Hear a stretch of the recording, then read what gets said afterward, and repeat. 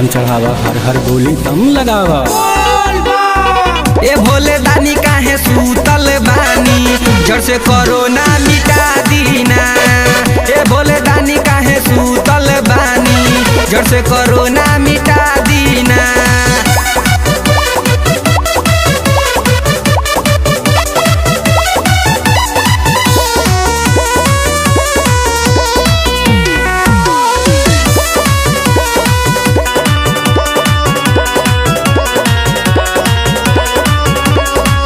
रउआ काल के काल हई महाकाल, काहे बूझत नइखी अपना भगतन के हाल। रउआ काल के काल हई महाकाल, काहे बूझत नइखी अपना भगतन के हाल।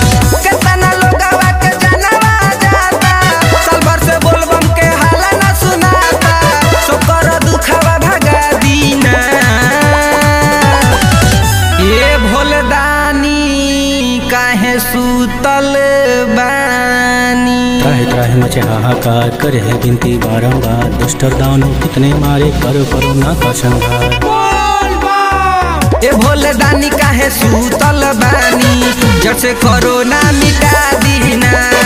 ए भोले दानी काहे सूतल बानी, जड़ से कोरोना मिटा दीना।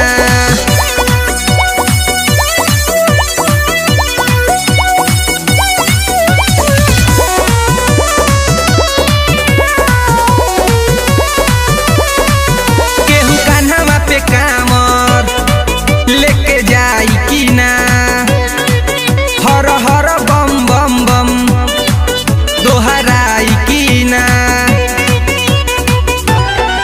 केहू कान्हा पे कामर लेके जाई कि ना, हर हर बम बम दोहराई कि ना। ऐसा न कवनो जलवा देखाई, करी उपाय भले चिलम चढ़ाई, मिथुन पदाया बरसा दीना।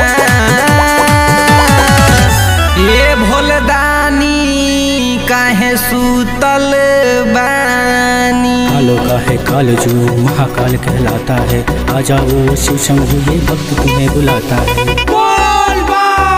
ए भोले दानी काहे सूतल बानी, जड़ से कोरोना मिटा